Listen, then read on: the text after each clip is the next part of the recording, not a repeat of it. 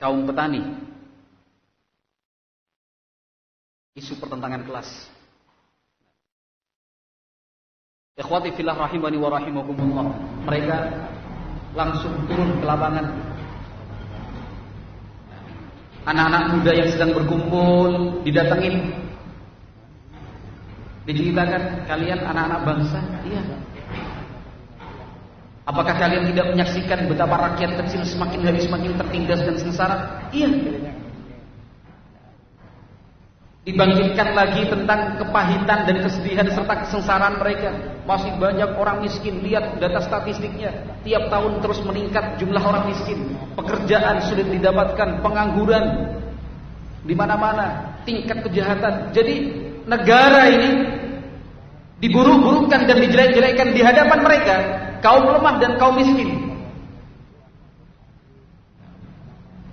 Menggunakan baju dan jaket alma mater mahasiswanya, keliling ke sana dan kemari, ke komunitas petani, komunitas nelayan, komunitas buruh, tukang ojek, tukang beca, orang-orang yang kerja sebagai pekerja serabutan didatangi. Kita harus melawan. Ingat, suara rakyat tidak bisa dikalahkan. Ini hak kita. Setelah itu dibumbui, diiringi dengan informasi, kita susah. Tapi lihat di atas sana, para pejabat koruptor, para pengusaha memperkaya diri sendiri, semua dimonopoli, sistem dinasti. Kalau bukan anaknya, keponakannya, sepupunya, proyek-proyek diambil untuk kroni-kroninya. Si A mobilnya sekian puluh, si B di mana-mana punya rumah. Itu disebut dengan isu pertentangan kelas. Isu pertentangan kelas. Jadi seakan-akan dijauhkan betul antara yang miskin dengan yang kaya. Setelah dijauhkan kemudian dipertentangkan. Kita miskin, saya kasihan. Lihat warga, rakyat kecil, wong cilik, petani susah, mencangkul, membaca, menanam bibit, menebarkan benih, memupuk, memperhatikan irigasinya, panen. Ketika siap panen oleh tengkulak-tengkulak itu kemudian dijatuhkan harganya, kita rugi kaum petani. Nelayan juga seperti itu. Nah, buruh pun demikian. Hak kita belum tertunaikan. Pengusaha, bos-bos kita. Itu namanya isu pertentangan kelas. Yang miskin dikondisikan untuk tidak mau menerima kondisi kemiskinan mereka.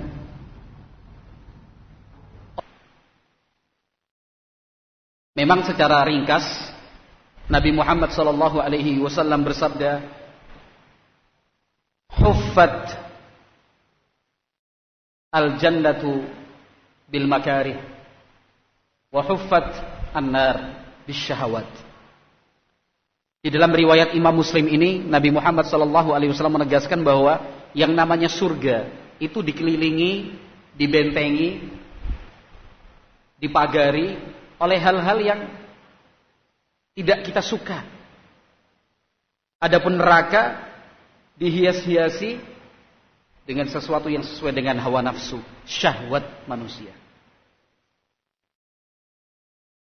Dan semua konsep dasar dari faham ideologi komunisme ini akhirnya kembali dan berujung ke sana. Bermula dan berakhir sampai di sana juga. Memperjuangkan kebebasan hidup di dunia. Tidak ingin hidup terikat dalam aturan. Semau gue, semau saya. Oleh karenanya salah satu prinsip dari ideologi komunisme itu anti Tuhan, anti agama. Seperti yang telah kita dengarkan dalam nukilan-nukilan ringkas pada season pertama tadi. Lihat bagaimana tokoh-tokoh utama dari para pencetus dan pejuang paham komunisme ini mengatakan, agama adalah candu, agama adalah racun narkoba, keharusan untuk menghujat agama, Tuhan adalah konsep yang menjijikkan, kita harus memperlakukan agama dengan bengis, kita harus memerangi agama. Itu semua kan ucapan para pencetus dan konseptor dari ideologi komunisme. Paham ini yang kemudian dimasukkan melalui generasi muda saat ini. Jadi digambarkan, untuk apa hidup di dunia susah-susah? Sholat 5 waktu, subuh di akhir malam harus bangun, siang-siang sedang capek, lapar, harus ke masjid, malam-malam apalagi maghrib, saatnya jalan-jalan, belanja dan senang-senang, harus ke masjid. 1 bulan penuh kok berpuasa, menahan lapar dan haus. Coba kita lihat, ada sekian persen dari umat Islam yang tidak mengindahkan syariat puasa di bulan Ramadan. Karena bagi mereka itu siksaan, beban. Maka masuklah paham komunisme di situ. Disampaikan melalui anak-anak, apa yang susah-susah. Buat apa hidup sulit? Menyiksa diri sendiri aja. Akhirnya mereka tidak sholat, mereka tidak puasa, mereka tidak berhaji, mereka tidak mengeluarkan zakat. Itu kembali kepada konsep dari ideologi komunisme yang anti Tuhan. Nah, anti agama. Sementara umat Islam dididik dengan tauhidullah azza wajal, al-ubudiyah, penghambaan sepenuhnya dan seutuhnya dari kita untuk Allah subhanahu wa ta'ala. Bukankah setiap orang yang ingin masuk Islam, langkah pertama yang harus dilakukan adalah mengucapkan 2 kalimat syahadat, asyhadu an la ilaha illallah wa asyhadu anna muhammadan rasulullah. Konsekuensi dan kandungan dari 2 kalimat syahadat ini adalah menyerahkan sepenuhnya ibadah itu hanya kepada Allah subhanahu wa ta'ala. Melalui sekian banyak bentuk amalan soleh, puasa, salat, zakat, haji, berbuat baik kepada tetangga, berbakti kepada orang tua, membantu kaum fakir miskin, menyebarkan salam, saling berbagi hadiah dan makanan. Itu semua kan ajaran-ajaran Islam. Dan pelaksanaannya dikaitkan dengan al-ubudiyah. Ada keinginan kuat dari kita menyerahkan itu semua tadi sebagai bentuk penghambaan kita kepada Allah subhanahu wa ta'ala. Apakah itu hanya sebuah konsep saja, teori dari kaum komunis anti Tuhan, anti agama, tidak mempercayai dan tidak meyakini keberadaan Rabbul Alamin? Apa hanya sebatas teori? Tidak. Bukan hanya teori, tetapi konsep anti Tuhan, konsep anti agama ini sudah diwujudkan nyata dalam sekian banyak aksi mereka. Di depan kita sudah sebutkan bagaimana kaum komunis dunia, komunis internasional, Kominter, demikian juga komunis yang pernah hidup di Indonesia dulu, dan mereka ingin mengulangi lagi. Sasaran dan objek pertama yang mereka hancurkan apa? Bangunan-bangunan ibadah. Masjid, gereja, langgar, musola. Yang mereka bunuh dan bantai pertama kali siapa? Tokoh-tokoh agama. Para ulama, kaum kiai, para santri. Ya. Ternyata bukan hanya teori saja. Mereka sudah wujudkan secara nyata.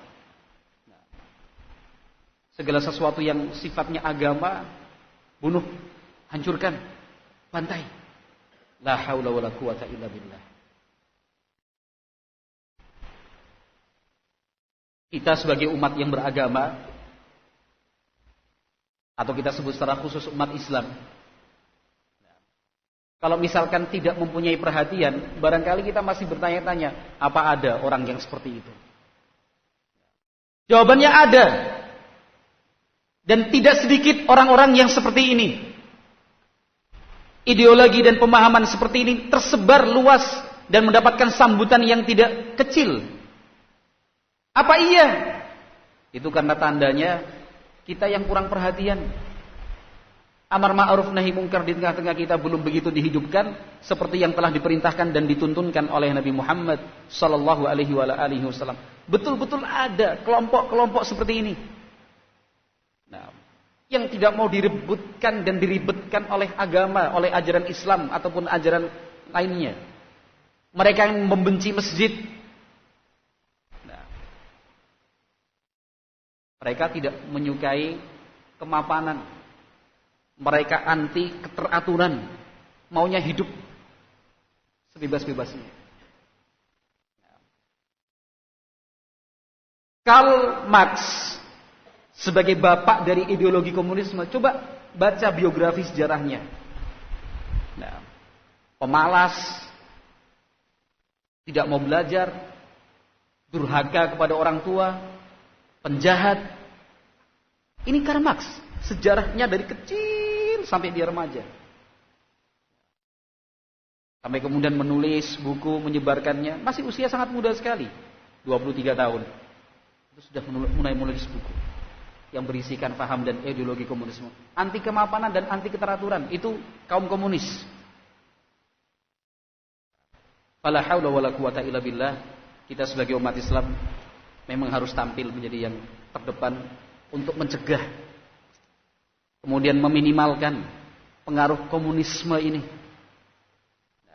dengan cara menyampaikan ajaran Islam sebagaimana yang telah dituntunkan oleh Nabi Muhammad sallallahu alaihi wasallam. Kita harus mampu menyampaikan dan juga membuktikan bahwa siapapun yang beribadah kepada Allah Subhanahu wa taala akan menemukan ketenangan dan kedamaian. Kita bukan hanya secara teori tetapi juga praktek nyata.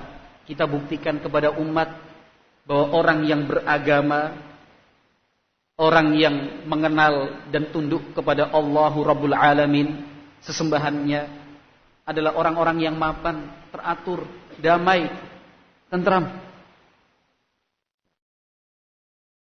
Sebab kaum komunis tadi sudah kita terangkan sedikit, mereka memusuhi agama, anti Tuhan, karena menilai agama dan konsep ketuhanan ilahiyah itu menyiksa, mengungkung, membelenggu dan memenjarakan.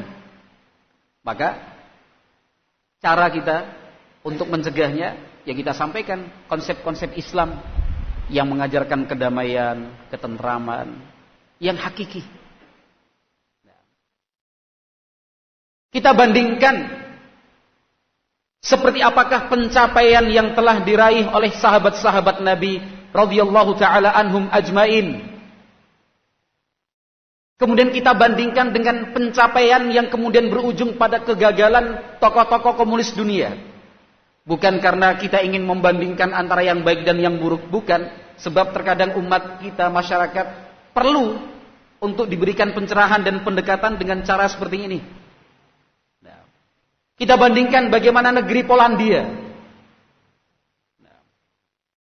yang menetapkan sekian belas larangan bagi masyarakat dan warganya.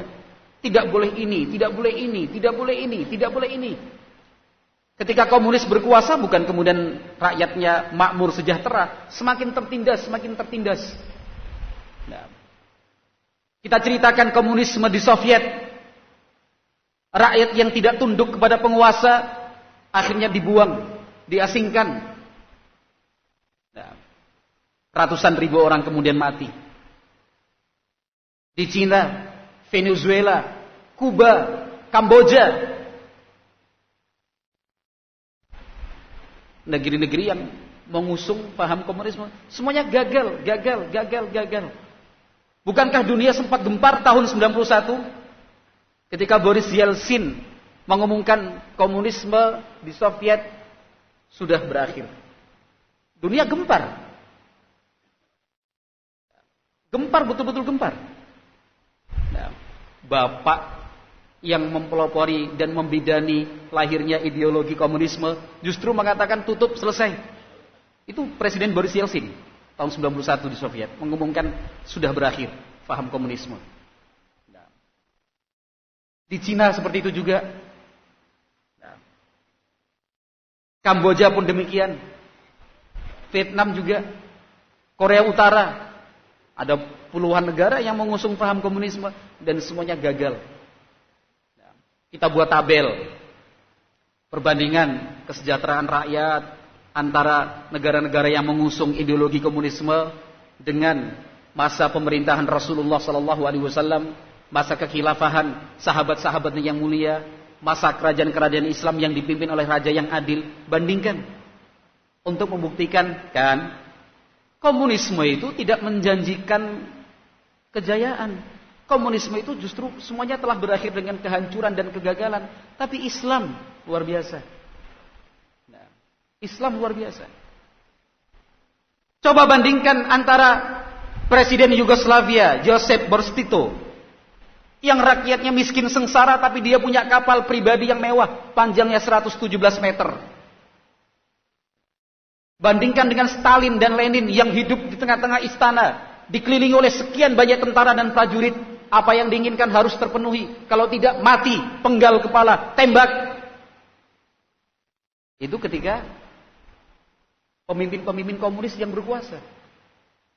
Tapi subhanallah, coba kita lihat, kita teliti masa kekhilafahan Umar ibn Khattab radhiyallahu taala anhu.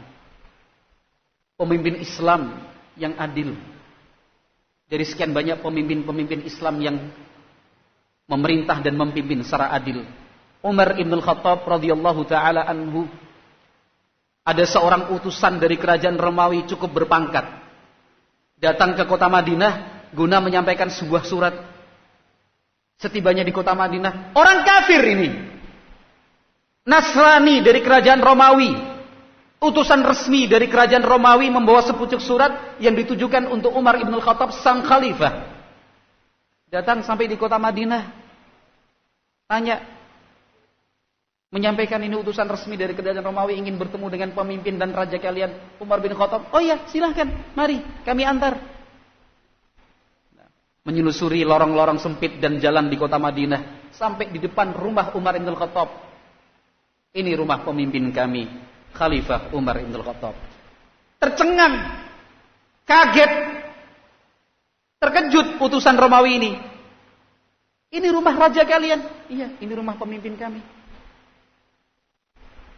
Rumahnya sederhana, tidak ada beda dengan rumah-rumah lainnya. Tidak ada pagar tinggi menjulang mengelilingi. Tidak ada bangunan bertingkat seperti istana dan kastil para raja Romawi. Rumah itu berdampingan dengan rumah-rumah penduduk biasa. Berbeda dengan para penguasa Romawi yang dijauhkan istananya dari pemukiman penduduk rakyat jelata. Ini rumah pemimpin kalian? Iya. Ini rumahnya Umar bin Khattab radhiyallahu taala anhu. Diketuk pintunya, ternyata sahabat Umar sang khalifah waktu itu sedang tidak berada di rumah. Oh, mari kita berangkat ke rumah kedua pemimpin kami. Ternyata yang dituju adalah Masjid Nabawi. Bayangkan seorang khalifah, pemimpin dari hampir separuh dunia saat itu, sedang tidur istirahat di dalam masjid tanpa seorang ajudan ataupun pengawal, sendiri. Itu Khalifah Umar ibn Khattab radhiyallahu ta'ala anhu. Stalin, Lenin, Mao Zedong, Kim Jong-un, pemimpin Korea Utara, Presiden Kim, wah, dikelilingi tentara semuanya. Siap mati membela pemimpinnya, pemimpin besar komunis. Ini Umar bin Khattab, wallahi kita tidak ingin membandingkan. Mereka sama sekali tidak berharga di hadapan seorang Umar bin Khattab. Demi Allah kita yakin seperti itu. Tapi terkadang masyarakat kita, generasi muda kita perlu diberi perbandingan-perbandingan seperti ini. Coba lihat sejarah antara negara yang menyelenggarakan faham dan ideologi komunisme berujung pada kehancuran dan kegagalan. Ini Umar bin Khattab, satu referensi gambaran dari pemimpin-pemimpin umat Islam. Umar bin Khattab sendiri tidur di masjid sederhana. Ketika beliau bangun, ada tanda dan bekas tikar kasar di leher dan pundaknya. Radhiyallahu ta'ala. Ini pemimpin kalian? Iya, ini pemimpin kami. Ini Umar bin Khattab? Iya, ini Umar bin Khattab yang namanya telah menggetarkan serta menakutkan semua musuh. Diterima dengan baik segala macam. Kemudian Umar bin Khattab pulang ke rumah diikuti oleh utusan dari Romawi. Umar bin Khattab menyiapkan kendaraannya sendiri, mengambil makanan dan minuman sebagai bekal, menaikkannya di atas punggung kendaraannya. Itu disaksikan dengan secara langsung oleh mata kepala sang utusan dari Romawi. Masuk Islam akhirnya. Utusan Romawi tadi akhirnya masuk Islam. Ini Umar bin Khattab radhiyallahu taala. Ketika pemimpin komunis melakukan aksi pembantaian dan pembunuhan, pembunuh berdarah dingin, Lenin, Stalinnya, Pol Potnya, Musso untuk yang di Indonesia.